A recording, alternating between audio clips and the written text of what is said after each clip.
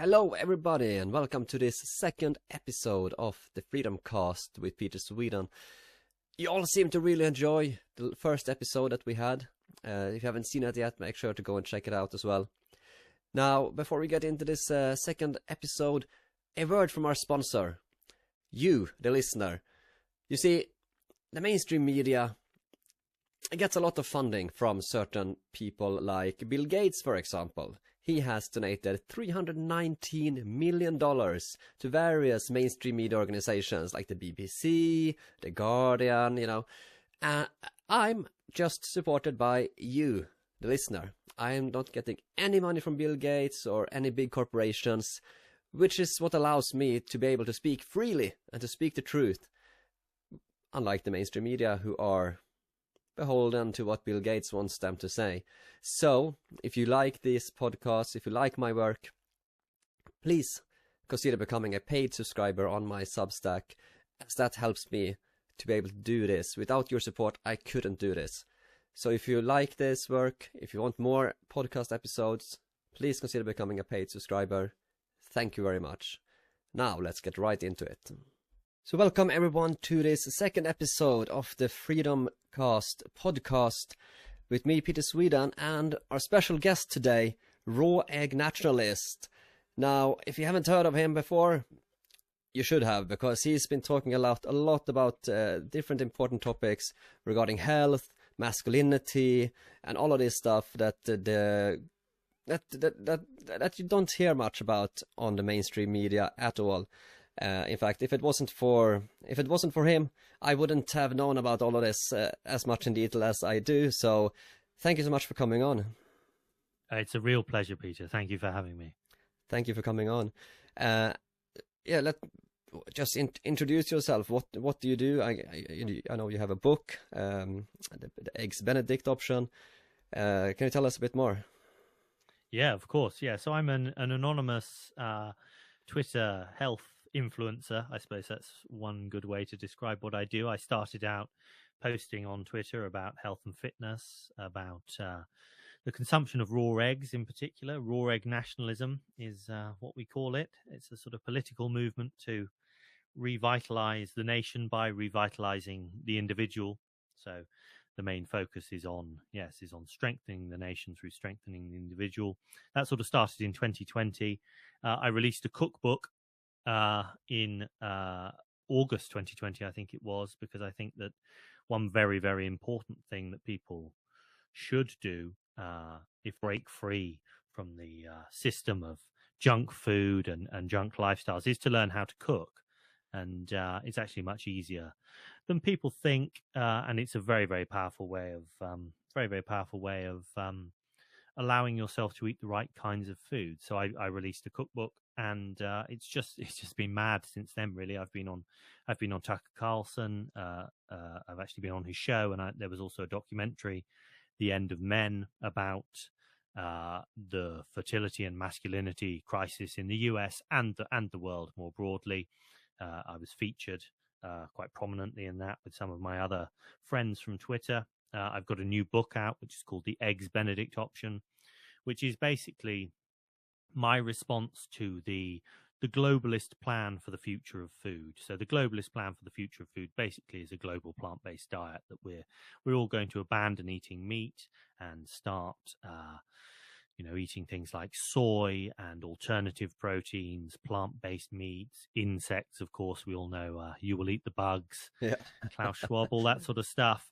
So it's my response to that. It's my manifesto, if you will, for a return to eating the kinds of foods that we should eat, to breaking free from the sort of corporate system of agriculture and creating a new kind of world where we eat the foods that we should eat, that our ancestors used to eat, as a means not just of strengthening ourselves as individuals, but also strengthening our nations and protecting them from globalist threat. So it's my most sustained work so far. It's the sort of longest statement of my beliefs about the relationship between politics and nutrition, everything I've been sort of angling towards on Twitter in my smaller, my tweets and articles that I write. I write articles now for regularly for American Mind. I do health and fitness and science reporting for the National Pulse. And I've written for the Epoch Times. I've written 3 pieces now for the Epoch Times, op-eds. So the message is very definitely getting out there, and it's starting to get noticed in good and bad ways. So there've been a few hit pieces about me by people like sort of GQ and oh, really? Other outlets. Like there was a GQ piece about me. I've been in a Vanity Fair piece, and there's a big hit piece coming, I think, from Mother Jones. Ah, okay. Soon. Yeah, they were trying to. A reporter from Mother Jones sent me a list of very, very sarcastic and disingenuous questions that he thought I might like to answer in advance of this piece, but I just ignored them. But that should be out soon. But that's a decent summary of what I'm about and what I've done. Yeah. So you're kind of the anti-Klaus Schwab insect. So Klaus Schwab is the one that wants to eat insects. You're the opposite of that. You want people to return to kind of the traditional foods that we used to eat before. Yes. Yeah. So a big part of my work is influenced by people like Weston Price, who was a great he was a dentist but a great nutritionist. He wrote a book called Nutrition and Physical Degeneration, which was published in 1939, and it's like an ethnographic and anthropological study of what traditional societies eat and what the healthiest traditional societies eat. So he traveled around the world, and he basically formulated what I consider to be iron laws of nutrition, and showed that the healthiest peoples prioritize certain kinds of foods, and they're basically nutrient dense animal foods. Things like organ meat, fatty cuts of meat, eggs, milk products, fat products, blood. Because those are precisely the kind of foods that I think we need to return to today. Yeah, because there's been a lot of messaging I know during my lifetime. I've seen a lot of messaging from the media. They talk about, how bad red meat is for your health, how eggs are really bad. You should avoid all that stuff. You should eat lots of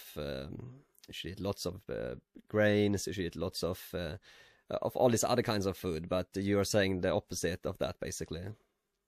Yes, yeah. I mean, I do genuinely think that the history of certainly 21st century nutritional science is a catalogue of errors, and we were promised. I've said this before. We were promised renewed health. That's what these nutritional scientists and in league with corporations offering new products like vegetable and seed oils and all these refined grain products. We were promised renewed health if we abandoned things like eggs, butter, red meat, and started eating whole grain cereals and vegetable and all this kind. And the opposite has happened. We're sicker than we've ever been. We are overweight, unhealthy, unhappy, lacking purpose, motivation, and a large part of it is due to the fact that we are eating the wrong kinds of foods. We're systematically avoiding the kinds of foods that allowed our ancestors to flourish. Yeah, exactly, because over the last decades we have seen a lot of diseases just soar up.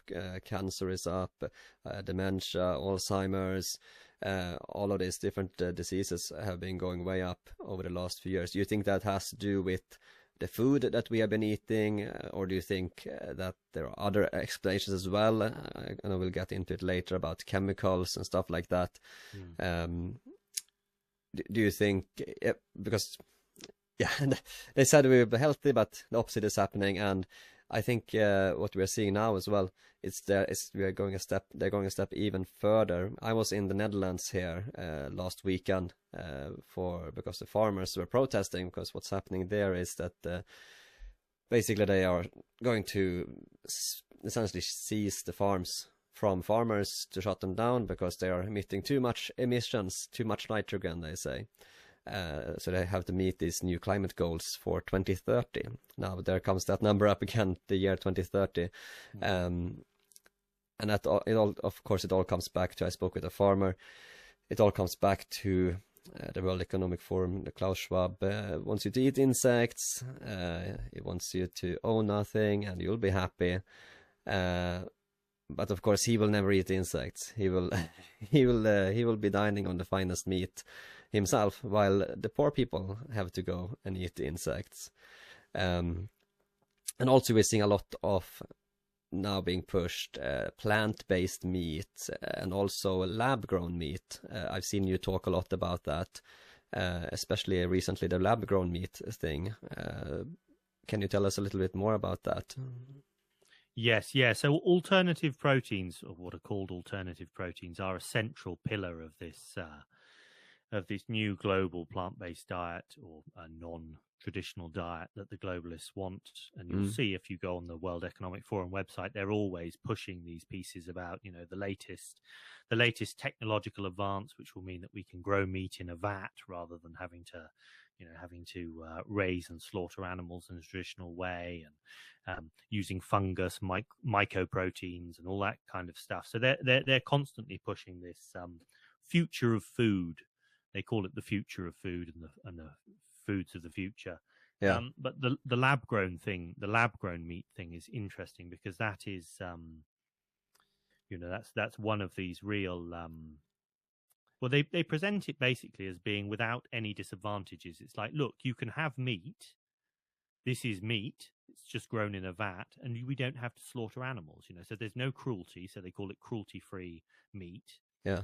But it's meat. It tastes as good. It has the same texture. You just don't have to kill any animals. And also, what's more, it's more efficient because you can do it in very controlled conditions within a laboratory setting. You know, so you don't need all of the water that you need to raise livestock, and all of the, you know, the emissions getting them from the fields to the abattoir and then to the packing facility and all that sort of stuff. But the reality is of this stuff, of lab-grown meat, is much less rosy, and I've written quite a lot actually in recent weeks about lab-grown meat, because there was a Business Week, a Bloomberg Business Week expose of this major problem that lab-grown meat makers have, which is that they use a type of cell harvested from animals called immortalized cell lines. And basically what these things are is cancer. They're cells that replicate endlessly. Interesting. So long as you provide the cells with a medium, you know, food, basically, they will continue to replicate. And that isn't what normal cells do. No. Normal cells, there is a limit to how many times they'll replicate. So, I mean, immortalized cell lines have been used since the 1950s. The first immortalized cell line was a cancer, was a line of cancer cells that were taken from a woman called Henrietta Lacks, who was a black woman. They were taken, she had uterine cancer, a very aggressive form, and she died, and her cells were harvested without any permission by scientists at Johns Hopkins in Baltimore, and they've been replicating ever since. Isn't that the cell line that they have been using in the production of various vaccines as well? Yes. So they've used, immortalized cell lines have been used, for 50 to 70 years. They've been responsible for all sorts of breakthroughs. They were used during the manufacture of the COVID vaccines. I think not the Henrietta Lacks cells, but some cells I think that were from aborted fetal tissue, kidney tissue from an aborted fetus, that was then turned. You see, what they can do is you can take cells and you can expose them to radiation or to particular enzymes, and that will make them replicate endlessly. But with lab-grown meat, what we have to understand is that people have never consumed tumors. You know, tumors have never been a part of anybody's diet. I mean, it might be that, you know, you eat a piece of meat that might have maybe some cancerous cells. attached to it, maybe, but it's never been a staple part of humans' diets. And that is what these animal immortalized cell lines that are used in lab-grown meat are. They are tumors. So there's no safety data. We don't have any scientifically informed reason to believe that this is safe. And in fact, actually, I did a thread the other day on Twitter. There are reasons to believe that consuming this meat could potentially give you cancer, because we know all sorts of things about, for instance, the passage of DNA from food into the blood. Complete DNA can pass from food into the human bloodstream when you eat it. Yeah. We know about horizontal gene transfer between organisms, that genes can pass from one organism to another intact and become integrated into the organism's genome. So there's no reason to believe, at least on paper, that actually if we eat lab-grown cancer, basically, there's no reason to believe that actually the cancer-causing genes within the food couldn't potentially cause us harm and cause us to develop cancer ourselves. So this is a big PR problem for the lab-grown meat producers, because they're being touted as the food of the future, and yet they're not telling anybody. They don't want anybody to know the method by which lab-grown meat is actually made.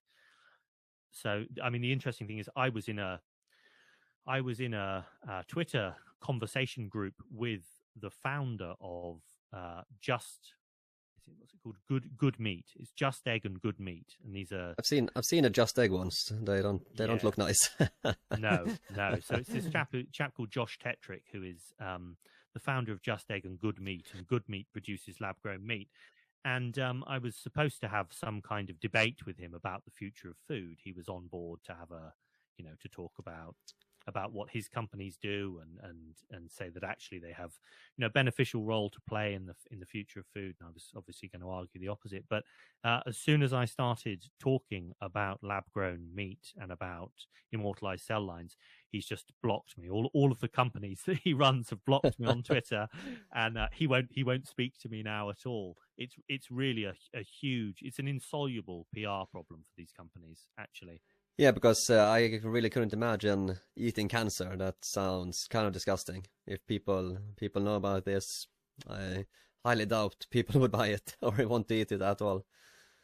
Well, one of the interesting things that I think that we have to be aware of with these alternative proteins, with plant-based meats, lab-grown meat, is that actually the producers already know that ordinary people don't want to buy their products. These products have been around for, a decade, and people just don't want to buy them. There's ample evidence, not only evidence from the market of actual sales, but there are also scientific studies where, scientists have done polling and all sorts of different posed all sorts of different scenarios that show that actually ordinary people don't believe that these new products taste better or are better for them than the traditional counterparts. Yeah. So, I was actually at ordered a burger the other day, and they had actually started doing this Beyond Meat burger thing. Yeah. And they accidentally gave me the Beyond Meat burger instead of the real one. And as soon as I took a bite, I was like, oh no, I don't like this. This tastes horrible. I could immediately taste the difference and smell the difference as well. It was not pleasant at all. It was really, really bad.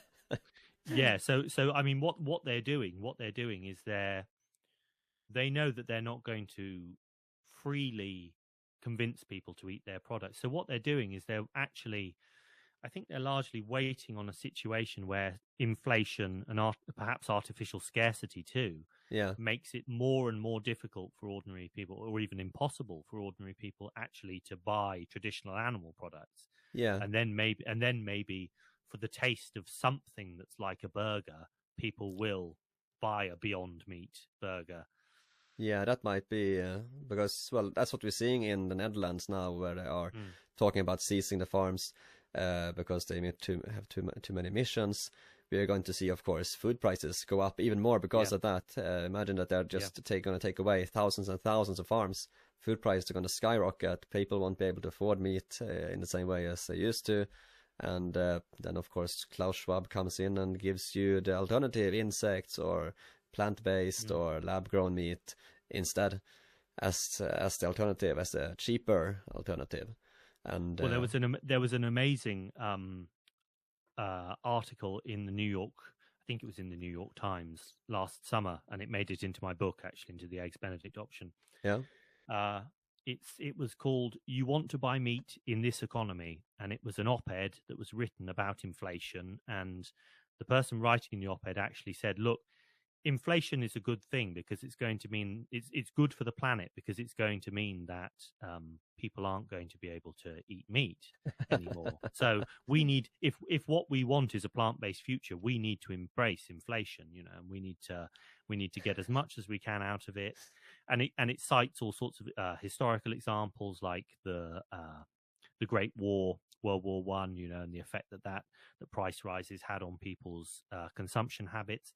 Yeah. And the author even talks about this obscure this obscure law that was passed by Congress in 1917 called the Lever Act, which allowed the American government to requisition food from civilians to prevent hoarding. And the implication is that, of course, that what we might see the governments or the US government actually pass measures in the future to prevent people, say, from consuming meat, to actually requisition, foods from ordinary people. I mean, things have been so crazy over the last 2-3 years that actually I nothing is off the table. No, exactly. No, I genuinely, 5 years ago, I'd have said, "Oh, that's mad. That's never going to happen." But after what's happened over the last 3 years, then I wouldn't rule anything out. No. No, it's definitely we are going to see. I think in the years ahead, I think we're going to see some interesting times. I don't think they did all of this, had all of this COVID passports, had all of these systems in place just to then leave that behind and not. I think all of this stuff is going to be used again in the future. I mean, just look at what's happening with all of the digital ID coming up as well. I think this all plays into the same. It's all part of the same agenda, and there's also this health aspect of it that many people on the right or people freedom-minded people don't seem to talk too much about the health aspect of this. We like to talk a lot about digital ID, central bank digital currencies, the COVID passport, all of that stuff, but then forget to talk much about the health problems that we have been seeing, because as maybe a lot of people aren't aware, we have actually had a very falling testosterone levels quite a lot over the last few decades. From what I could see, testosterone is dropping around 1% per year. So an average man today is having a lot less testosterone compared with the average man just 20 years ago. It's going down dramatically.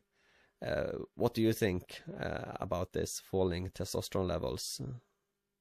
Well, I think I think it is very definitely happening, and it's part of a much wider decline in health and fertility. I mean, it's associated with the growth of obesity, for instance, and sedentary lifestyles. There are all sorts of factors, though. I think it's a multifactorial problem. It's not just that we are, say, exercising less and eating more. It's also, as the Tucker Carlson documentary I was in, The End of Men, as that documentary revealed, it's also because of our growing exposure to environmental contaminants, many of which are associated with the production of plastics. So it turns out that many of the chemicals that are essential to the manufacture, to the formation of plastics, are endocrine disruptors. They're hormone disruptors. So a lot of them, most of them, maybe things like BPA, phthalates, PFAS, and other plasticizers, mimic the effects of the hormone estrogen in the human body. So what they do is you're exposed to them. If you're a man, then it will artificially raise your estrogen levels, decrease your testosterone levels, and it will have various feminizing effects. So, if you have low testosterone as a man, you are likely to be overweight. You may even develop breast tissue that's called gynecomastia. It really is that bad. You will be depressed, anxious. You have no motivation, no libido. It's a disaster, and you can log on to Reddit. There are various Reddit subforums that are dedicated to people who have low testosterone, men who have low testosterone, and they describe what life is like, and also sometimes what life is like once they have testosterone replacement therapy. And it's incredible. I mean, it really does. It destroys your life as a man having low testosterone. It really does. You are much less of a man, and this is happening on what we have to understand is this is happening on a civilizational scale. So the whole soy boy meme thing isn't just a meme; it's real. No. Yes, it is. Yes, it is real, and that's another thing is that some of these foods of the future that are being advocated are directly harmful, and soy is very definitely harmful because soy contains phytoestrogens. These are plant compounds that mimic the effects of estrogen in the body, and there are numerous case studies, and there's also plenty of historical evidence for the feminizing effects of soy. So, for instance, the truth about soy is this: that historically, in cultures that traditionally consumed soy, it was consumed in very, very small quantities in a specific form, and that was fermented. So if you ferment soy, like soy sauce or tempeh, that deactivates some of the harmful effects of the estrogenic substances. Okay. So soy sauce won't make you grow breasts. You don't have to worry about soy sauce. It's unfermented soy that's tofu, for instance, right? And the only people who used to eat tofu and unfermented soy in any quantity were monks, and they ate it because of its feminizing effects, because it's easier to keep your vows of chastity if your libido is decreased. So you eat tofu, and it has a feminizing effect, and then it's much easier for you to be a monk because you don't have impure thoughts about women. Interesting. Maybe this explains. Sorry, go ahead. No, I was just going to say, but now this is being advocated as one of the principal protein sources that we should all be eating to be healthy. In 2030, if we all eat the planetary health diet, which is the World Economic Forum's model for a global diet, then we should be consuming maybe the majority of our protein from legumes like soy, and that's a disaster. That's a disaster for hormonal health. As I should add, are plant-based diets in general. If you go vegan or vegetarian as a man, your testosterone levels will crash. Well, it can't be a coincidence then that this diet is being pushed by the global elite type people, the Klaus Schwab, the World Economic Forum, all these guys. It can't be a coincidence that this kind of diet is being pushed then because, well, as we all know, weak men weak men are easy to control, and we get hard times from it. Well, one of the things that I talk about that I think is very interesting in the book, I begin the Eggs Benedict option. I begin the book in the preface by talking about Plato's Republic. Now, the interesting thing is, so Plato's Republic was written 2,500 years ago, almost 2,400 years ago, and there's a very, very short but very, very telling discussion of food at the beginning of book 2.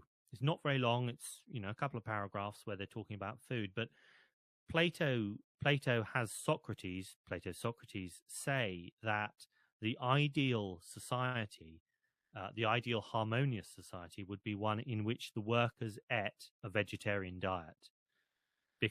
Precisely because if you eat meat, it inflames your desires. It makes you want things. It makes you have immoderate wants, and if in a harmonious society, you have people, they're all eating vegetarian food, they're happy with their lot. They're happy just to be workers. They don't want anything beyond just to be workers and maybe have some children, and that's it. But if you give people meat, then suddenly they start to want much more than that, and then things become much more complex. So you've got this idea then expressed 2,500 years ago that there is a very, very clear link between the form a society takes and the diet that its people eat. You can change the way a society functions. You can make it function better or worse by changing, as a social planner, by changing what people eat. And that's exactly what the World Economic Forum and all of these eugenicists and social planners and philosophers, people like Bertrand Russell and Julian Huxley and all these people, that's they understand that, and that's why they're doing it. Yeah, that it for sure can't be a coincidence.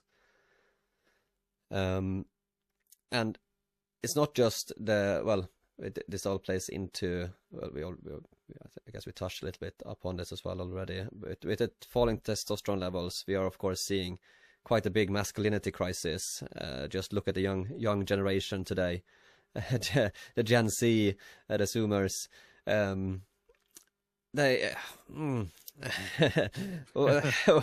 What should you say about them? They seem kind of. It seems like 70% of them are kind of soy boys. Yeah, big time. Yeah. Unfortunately,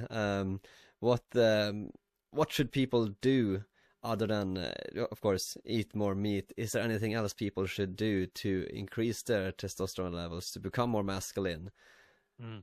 There are lots of very, very simple interventions. It's not. A lot of people think that, if you've got low testosterone, well, what you really need to do then is you need to go on testosterone replacement therapy, which is, basically steroids. You need to go to your doctor and have a prescription for injections of testosterone. And lots of people do that. But actually, you would be much better off addressing some very, very simple aspects of your diet and lifestyle. So, yes, eat more animal products. Don't eat a vegetable or don't eat a vegetarian or vegan diet. Eat a diet that is primarily built around animal products. Get plenty of saturated fat. Eat eggs. Eat meat. The other thing that you can do that is very, very powerful is to fix your sleep schedule. Now, sleep is very, very important. People don't really quite realize just how important sleep is to proper health, and especially to proper hormonal health. So there have been studies, for instance, that have shown that if you can improve your sleep from, say, 5 or 6 hours a night to 8 hours a night, you can double your testosterone levels. Really? That much? Because most of the body's production of testosterone takes place at night. You really do need to sleep properly. So if you can fix your sleep schedule, improve your diet, and also exercise, that would be the other thing. I mean, any kind of exercise is good, but lifting weights especially is something that will stimulate testosterone production the most out of any form of exercise. Yeah, I felt that myself. I recently started going to the gym, lifting weights a lot more, and you can feel after you've been there, you can feel the difference. Yeah, for sure. You get pumped, you feel alive.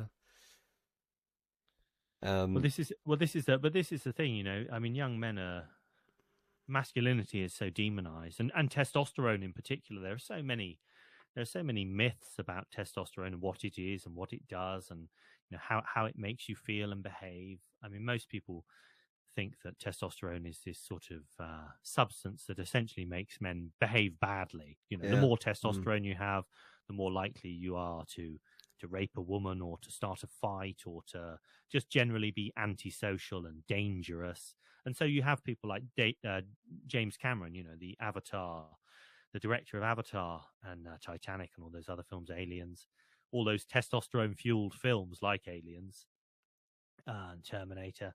He said recently that testosterone is a toxin that you have to get rid of from your body slowly.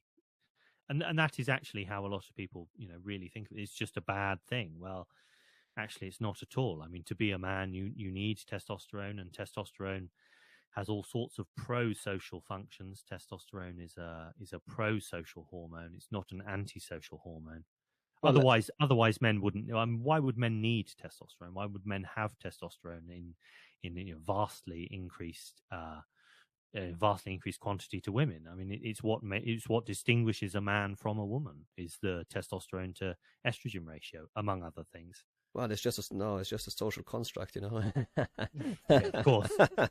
Well, I mean, I guess what you said there. It's part of an overall kind of war on masculinity. I would say that we've been seeing a lot over the last few decades with all of the feminism stuff. Everyone's supposed to think that testosterone and masculinity is some kind of bad thing, and then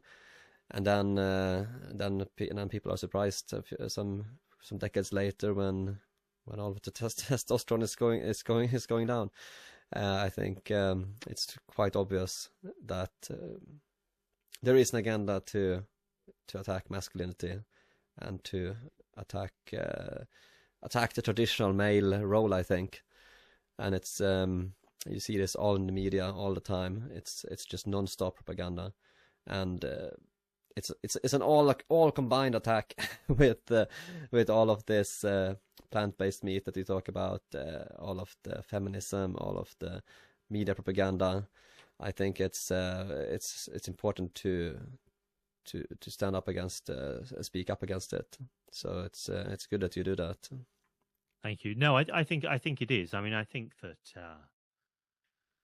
there are so many young men today who feel a total lack of purpose, and they just feel like they're really like there's no real sort of sanction for them even to exist. Like they're just they're the worst people in the world, even though they've not, like you're a 16-year-old man. I mean, what have you actually done? And yet you are apparently, what have you achieved in your life yet? Because you're 16, and yet you are demonized as being this, very, very dangerous threat to society, rather than actually an integral part of a properly functioning society. I mean, it's like people are afraid people are afraid of strong men, because I think that they misunderstand what a strong man is. It's very, very confused, but it is systematic too, and I think that's something that we need to understand, is that we haven't arrived at this juncture just by chance. I mean, you only need to look at the very early days of Marxism, at the origins of the radical left. Texts like Engels, The Origin of the Family, Private Property and the State. It's explicitly stated in this early foundational text of Marxism that the traditional monogamous family has to be destroyed. The traditional monogamous family is a creation of patriarchy and and class society, and the overthrow of class society therefore requires the destruction of the traditional family. Yeah, this is something we have seen in Sweden for quite a long time, the attack on the traditional family, because the idea is that the big daddy government state is going to take care of you and decide everything, that you control every aspect of your life. And if you have a traditional family with a masculine man, a feminine woman, children, it's much harder to control, because then you have your own community. Instead, they want to take that away and have the state controlling everything you do. And so that's something we've seen in Sweden a lot, and then not least with the school system as well, indoctrinating children growing up as well, and then just continuing the bad cycle of more and more socialism, with all of the terrible consequences that we have seen happening in Sweden because of that, as I assume many of you might know. But yeah, as you said, it all comes back to the socialism there. Is that where it started, you think, this attack on masculinity with the socialism and communism?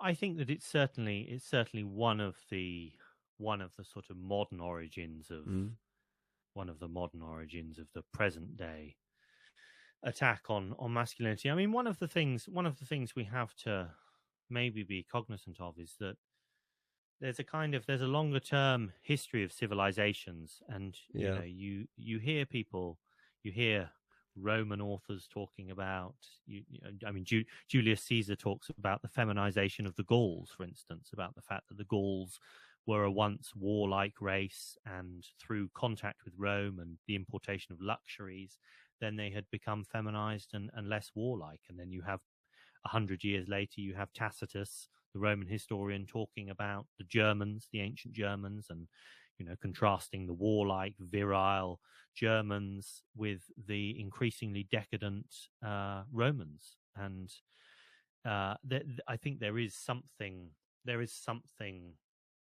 are broader cycles, I suppose, is what I'm trying to say. And I think that civilizations do become decadent as well. And I think we've very obviously reached the decadent phase. Yeah.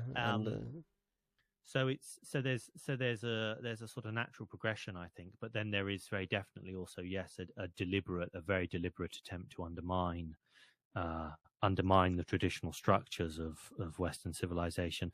And then there is also an element of chance. I don't think that anybody knew when they first created plastics that the chemicals involved would have such terrible hormone disrupting effects. But they do, and now we are bathed in a sea of plastic. And, because everything we eat basically is in some form of plastic. Every drink you buy, every food, even if you buy an aluminum can drink, is actually lined with plastic. Most people don't even know. I saw a picture the other day, actually, that was quite interesting, of a supermarket in the US. It was from the 1980s, and it was the drinks aisle. Yeah. And every single bottle was glass then. I hadn't actually I can remember glass bottles being more common when I was a child, but I hadn't realized to that extent that actually even, say, 40 years ago, plastic really wasn't as common as it is now. Like you could still go to the supermarket and buy 2 liters of Coca-Cola in a glass bottle rather than a plastic one. Yeah, and you can taste the difference. Like if you buy a glass bottle of cola compared with a plastic bottle, you immediately taste the difference. The glass one tastes so much better. So why not just use the glass? Yeah. So, but I mean, the plastic thing is, I mean, that is a big part of it. The exposure to harmful chemicals is a really big part. Is there any other? Oh, sorry, go ahead. No, go on. Is there any other chemicals you think, other than just plastics, that are affecting people? I know a lot of people talk about pesticides, glyphosate used in the food production. Absolutely. Yeah, so pesticides and herbicides are very bad too. We know that things like glyphosate and atrazine have hormone disrupting effects. They have other effects too. Like they do things like they kill the bacteria in the gut microbiome, for instance, and they have all sorts of dreadful effects on the broader natural world as well. They kill insects and kill other plants and all sorts of stuff like that. But on humans specifically, then yes, they interfere with the gut microbiome. Another thing that some pesticides do is they alter the body's metabolic rate. So there's a pesticide called chlorpyrifos, which there's a huge class action lawsuit going on in California in the central agricultural region over chlorpyrifos exposure, because the whole area was saturated with it for decades, and now people are getting all sorts of horrible cancers and developmental defects and all that kind of stuff. But one thing that chlorpyrifos does is it alters the metabolic rate of brown fat tissue in the body. Okay. And what that does is it lowers the body's metabolic rate. So let's say normally you burn 2,000 calories a day. You're exposed to chlorpyrifos and it alters the brown fat tissue metabolism. And so then your daily need decreases to 1,800 calories. But you continue eating 2,000 calories a day. Well, now, because you've been exposed to chlorpyrifos, you're actually 200 calories in excess of your body's need. So you start to put on weight. So actually, when you're exposed to these chemicals, and there are other chemicals like it, BPA has these effects, for instance. They're called obesogens because they make you fat. What happens is that you actually put on weight even if you're not eating more food, because your body's metabolic rate decreases. And that, I think, is one of the reasons why people are getting so fat as well, is because they're exposed to these ubiquitous chemicals, which also have obesogenic effects. They reduce the body's metabolism. So, yeah, I mean, it's... So the chemicals not only lower testosterone, they also are responsible, or at least partly responsible, I think, for the obesity we are seeing. Yes, yeah, absolutely.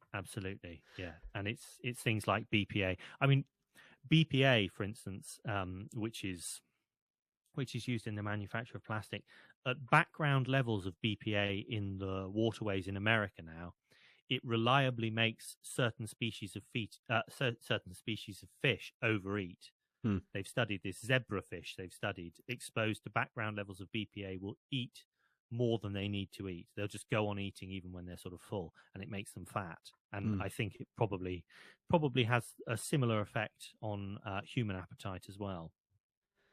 Yeah, probably. I mean, and one thing I just thought of as well, while you talked about the plastics, over the last few years, people have been walking around with plastic face diapers all the time. Yes. How much plastic do you think people have been breathing in? Probably quite a lot, I would guess.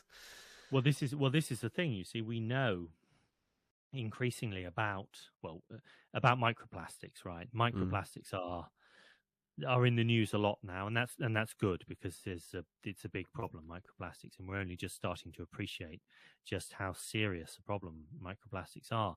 Microplastics have been discovered in placentas, in women's placentas. They've been discovered in deep in the lung tissue, in the kidney, liver, spleen. We even know that they cross the blood-brain barrier, so they're getting into people's brains as well.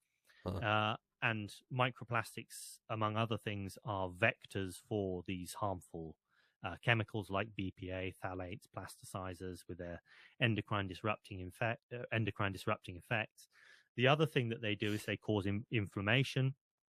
So I wrote a piece for the National Pulse last week about, or was it this week? No, it was this week, about this new disease that scientists have identified called plasticosis.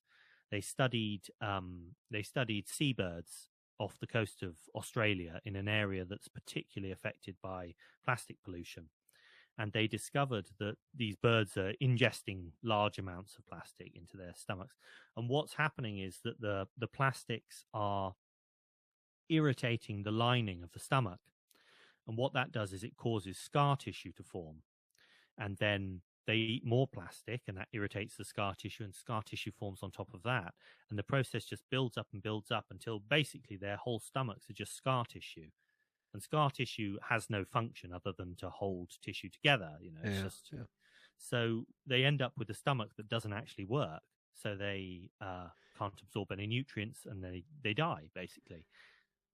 So Greta Thunberg, instead of focusing on building wind turbines, she should probably focus more on on reducing the microplastics. That would be a better fight for her to take, for sure. Yeah, and the thing is also that if you know anything about wind turbines, you'll know that actually the turbine blades only last a certain amount of time, and then they have to be disposed of, and they can't actually be recycled. They're just buried in the ground. Yeah, I actually saw something really interesting. I think it was from Denmark with the wind turbines. So they had the wind turbines and in fields where cows were grazing. Yeah. And they actually measured the levels of, I think it was microplastics or one of these chemicals that we were talking about, and they actually found that they had a highly increased level of these chemicals from the wind turbines. Somehow, from the wind turbine spinning, they were releasing the microplastics in the air, and the cows were getting them in their meat. I absolutely would believe that, and I will look that up. I'll try and find that. Yeah, I'll see if I can find a link and send it afterwards after the podcast.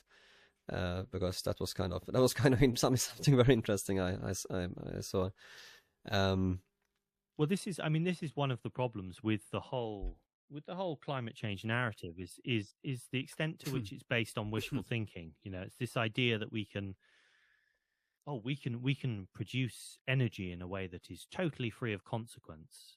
You know, we can have all the energy we need if we just build wind turbines. We can, you know, we just abandon fossil fuels and we can just have, you know, wind turbines and everything, and solar power, and everything will be fine, as if there are no costs to or disadvantages to using these alternative sources. I mean, it is.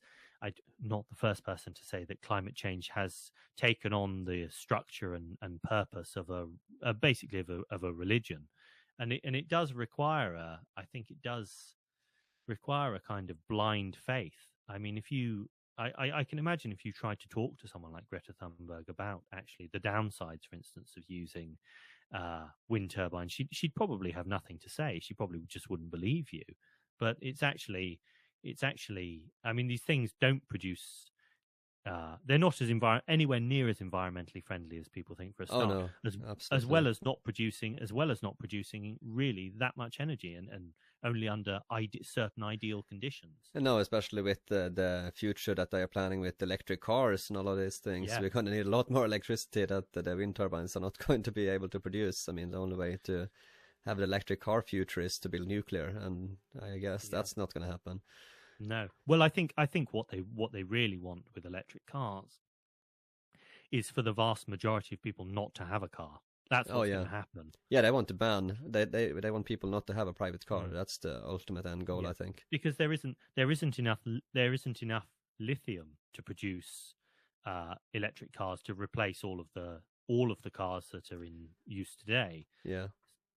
So I mean, it's I think it's transparently about increasing control over people's movement. It's always that. It's always control over the food supply, control over people's movements, control over how you spend your money, control over everything, basically. That's it. It's always on the previous podcast when I talked with Noor bin Laden, she talked about that they what was the term she had, metrology, that they always want to measure and control everything. I think she was very right on that point. Something that I just wrote down that you talked about earlier, you mentioned saturated fat, that people should eat more saturated fat. Now that is the opposite of what we've been hearing from the experts. Why should people eat saturated fats, and why are the experts wrong on that? Well, there's a very, very interesting story to be told about how we came to demonize saturated fat, and I've done it in some articles that I've written. I've talked about it at length, and I talk about it in the Eggs Benedict option. Saturated fat is animal fat, basically. That's where you find saturated fat, is in animal products. You find it, it's the thick strip of fat on the side of a steak. Is it things like butter, milk? Yes, yeah, exactly. So saturated fat, what you have to understand is that is the form of fat that human beings have been eating for the vast majority of our history. And we're talking hundreds of thousands of years as modern humans, and then millions of years as in our previous forms of archaic hominin, our ancestors. So that is, if you're looking for a natural form of fat that humans should eat, that is it. Unsaturated fats, vegetable oils, seed oils, humans have never consumed in any quantity since the beginning of the last century. So at the beginning of the 20th century, vegetable oils and seed oils were industrial byproducts. That's all they were. And they were used to lubricate machinery, and they were used in artistic applications like as paint thinners and things like that. So nobody thought to consume them. So canola oil, wasn't that used as engine oil, motor oil for airplane engines in World War II? Yes, I think it was. Yeah, it was definitely used as a lubricant, and it was probably used as a fuel as well.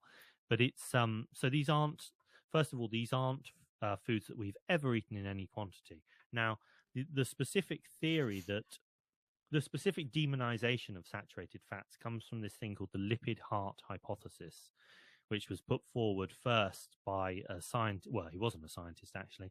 He was a he wasn't even a nutritionist, a man called Ansel Keys. He developed the K ration, the famous K ration during World War II. And he put forward this thesis on the basis of a very, very selective use of the available data, that the more saturated fat you consume, the more likely you are to have a heart attack, basically. Now, the interesting thing is, at the time, in the 1950s, early 1950s, when he put forward this thesis, he was absolutely ridiculed by his contemporaries. They knew, they had seen the other data, and they knew that what he was saying wasn't true.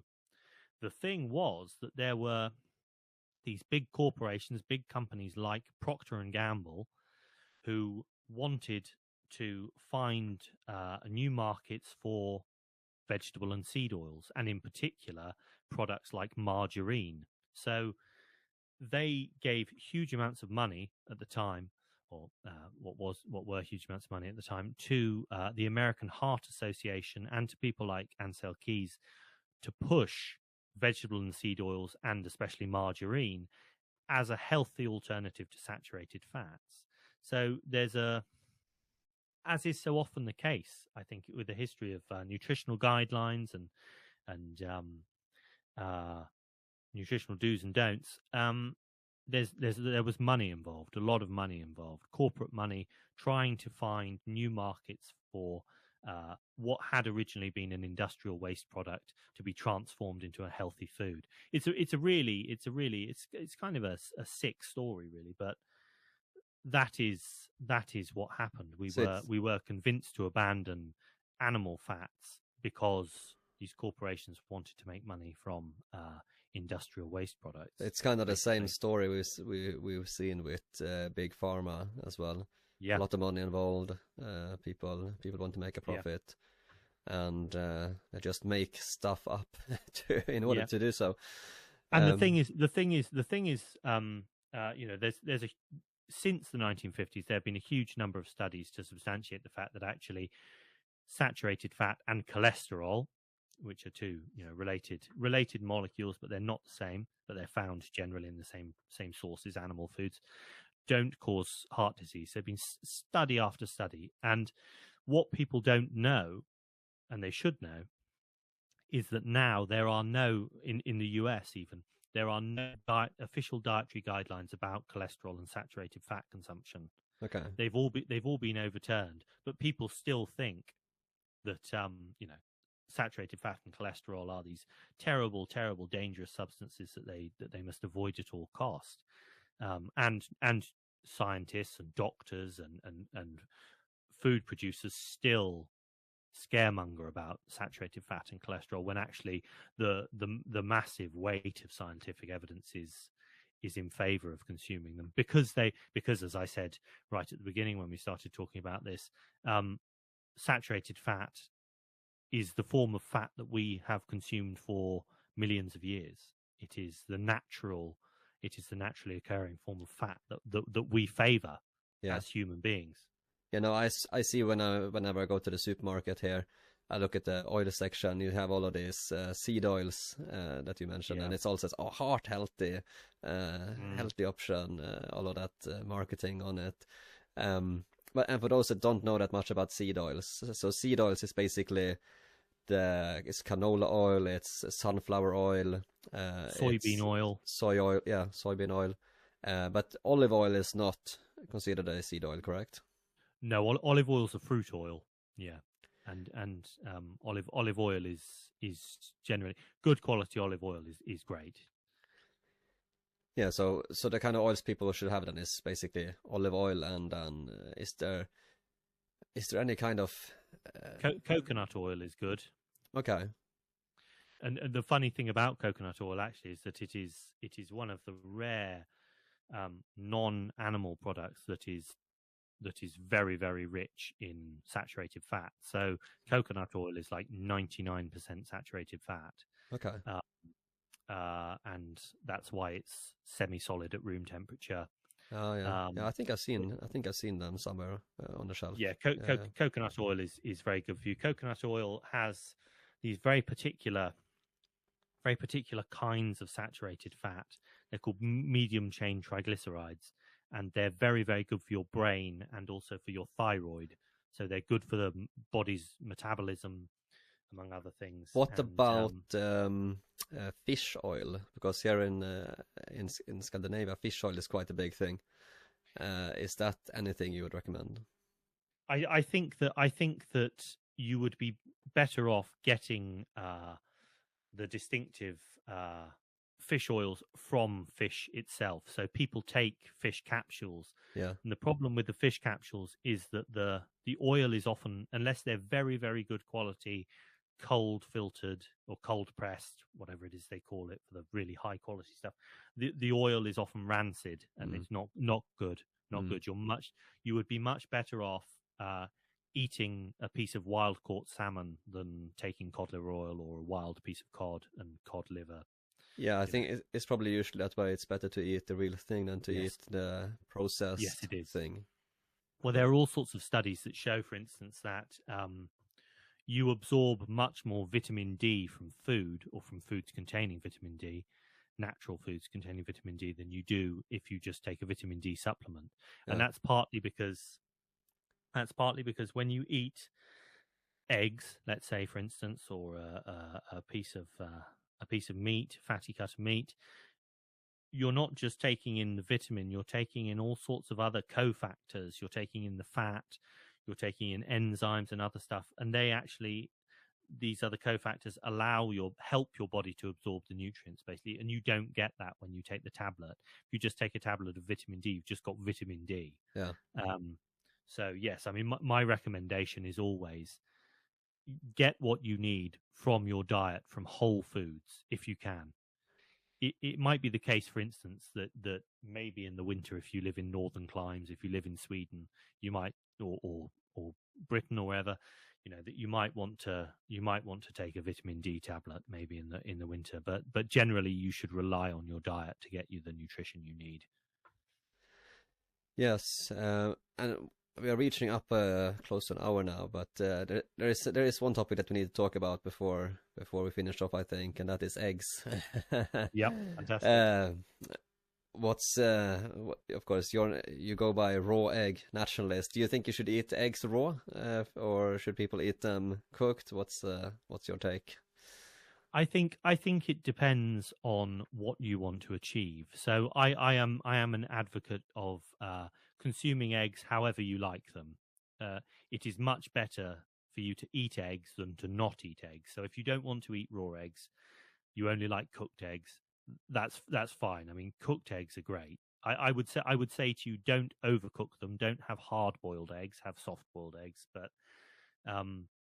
it depends what you want. If you're want to put on muscle mass, if you want to be a bodybuilder or even just look better, then I would say yes, you can consume raw eggs in decent quantity, and that will have a very beneficial effect. And I draw all of my theories about, or some of my theories about raw eggs from this maverick bodybuilder from the 1950s and 60s called Vince Gironda, who is my avatar on Twitter. And he advocated the consumption of large quantities of raw eggs as an alternative to steroids, because he understood not only that raw eggs contain, or that eggs contain, a lot of protein, but also that they contain a large quantity of cholesterol, and cholesterol is a precursor to testosterone. So the body's sex hormones are made out of testosterone, are made out of cholesterol. So he thought, well, if you have a big infusion of cholesterol, then maybe your body's going to produce more testosterone. And scientific studies that have been done more recently, within the last sort of 10, 15 years, have actually substantiated this, that the more cholesterol you consume, the more muscle you put on, basically. But I mean, if you can't stomach raw eggs, and the egg white is pretty disgusting. I'm not going to lie. I don't enjoy consuming the egg white. The yolk is nice, but the white has a horrible texture. If you don't want to do that, have some soft boiled eggs or something, or some lightly fried eggs, something like that. What's important though is that you eat eggs, because eggs are a superfood. Eggs contain a wealth of, as well as the highest quality protein. this is something that people don't realize. Egg protein is considered to be a perfect protein. You have all of these scientific rating systems that rate protein quality, and eggs are one. Eggs are always given a rating of 1 or 100 because they contain all the amino acids in the right sort of balances, and it's very, very digestible as well. That's the other thing. That's one of the problems with plant proteins, is that a lot of them aren't digestible. Like, even if a plant, like soy on paper has X, Y, and Z, the question is actually whether your body can actually digest those proteins, and it's often the case not. So a protein isn't just a protein. There are differences. No, that's a big lie that is told by advocates of plant-based diets, is that there's just an easy equivalence between the protein you get in tofu and an egg or a steak. There isn't. Plants contain all sorts of substances that are known as anti-nutrients, and they basically do what you would expect. They prevent you from absorbing certain nutrients. So phytins and tannins and things like that actually prevent your body from absorbing protein or minerals like magnesium. Trypsin inhibitors, that's something that beans and soy have. They prevent you from absorbing protein. So a protein isn't protein. You have to understand that animal proteins are the best way to get the protein that you need to build muscle and just in general. But eggs as well as protein, they contain cholesterol, high quality fats, all sorts of minerals and enzymes and very, very important compounds that we're only just starting to understand, actually, their wonderful beneficial properties. So eggs are a natural superfood. We often hear people say things like, oh, kale is a superfood. No, eggs are a superfood. Eggs are a superfood, like liver and offal and other forms of organ meat. Yeah, eggs are one of the most nutrient-dense foods you can eat. How many eggs do you recommend people should eat per day? I think it depends. I think it depends what you want to do, but I think certainly a couple a day. Yeah. I mean, if you're a pregnant woman, for instance, then you should probably have a couple of eggs a day, because eggs contain choline, which is a compound that women are often deficient in, and that can have serious developmental effects on a child, reduce its IQ, among other things. Choline is very, very important for brain formation. So yeah, I mean, I'd certainly say a couple, but if you want to pack on a lot of mass, then maybe you might want to eat 12 or 18 or maybe even more than that. No, excellent. And one thing I actually saw, I think it was a few months ago, there was a study that actually showed that eggs contain antibodies against different diseases as well. So, including COVID-19. Exactly. So, why haven't they been talking about that more? That's an interesting question. Right. Excellent. I think we covered most of the food and chemical related stuff. Is there anything else that you think we should talk about or mention? No, not really. No, I mean, I think we've hit it all, really. Yeah. No, perfect. I think we'll start going towards the end of the podcast here then, and I mean, before we finish, I think just to summarize, the whole agenda here we are seeing is that the globalists, they want us weak. They want that's why we're seeing this attack on masculinity. We're seeing the plant-based soy, all of this being pushed. What do you think? Is there any? What do you think people should do for the future? Are we doomed to just become even more and more feminized, even more and more soy boys? What do you think the future holds? I'd like to think not. I mean, It is difficult, though. It is difficult. I think that what we need, and this is something that I talk about in the Eggs Benedict option, we need a broader political movement that actually focuses on health and nutrition. It doesn't have to focus just on that, but that needs to be an important part of it. And that's actually, I think, what is one of the things that has been missing. I mean, people react very, very intuitively with disgust to people saying you're going to be eating bugs in 10 years' time. Yeah. It really does strike a chord with people. I think this would be a winning issue if more politicians would actually say, you know what, we need to eat animal foods to be human, to be healthy, to be happy. So no, we're not going to be eating insects. No, we're not going to be getting all of our protein from soy and nuts and beans. I do think that we need to make health an explicit part of the anti-globalist agenda. And it would be nice. It would be nice to see, someone like Trump talk more about health. It would be nice to see the opponents of globalism in Europe talk. I mean, I suppose. I mean, you do get this with the Dutch farmers, obviously. That agriculture is an explicit issue, and it's being linked to the Great Reset, and people are calling out the globalists for trying to control agriculture and change people's eating habits. But I think that needs to be made more explicit. I think that it's not enough just for individuals to wake up. I think that we need a determined political movement against all of this stuff. Otherwise, we won't be able to beat it. Yeah, no, I think what we need to do as well is we need to build the future that we want to see. Yeah. We need to become the best we can be ourselves. We need to be masculine men. We need to be feminine women.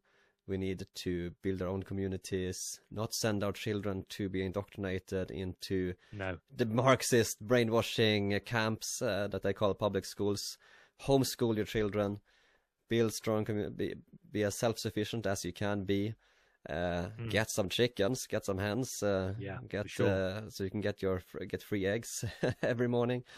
Kind of aim towards that lifestyle.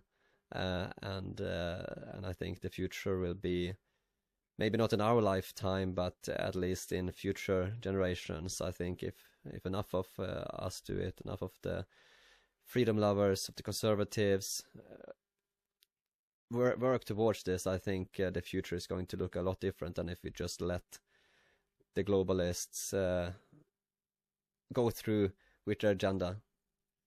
I think, I agree. I think that they've been allowed to define health. I think that that's been a mistake. I think that allowing these people to say, we all have to eat plant-based diets. That's the only way that we're going to be healthy in the future, is if we all eat plant-based diets. In the same way that environmentalism has been hijacked by climate change. Exactly. Yes. Then they've also hijacked. Sort of any kind of claim to be able to define what it is to be healthy and what we should be doing to be healthy, and we need to push back against that for sure.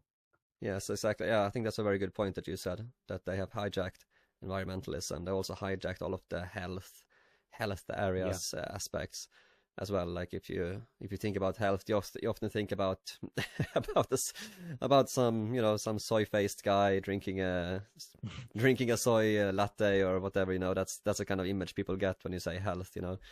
But I think the right needs to retake health in a good way, and I think you've been doing good work on that. Thank you. Yeah, so no, it's been excellent to have you on here and talk more about these issues. I hope people have really found it interesting and informative. So yeah, thank you so much for coming on. Is there anything else you want to say before we jump off? No, just that it was a pleasure. Thank you very much. Yeah, no, excellent. Thank you so much.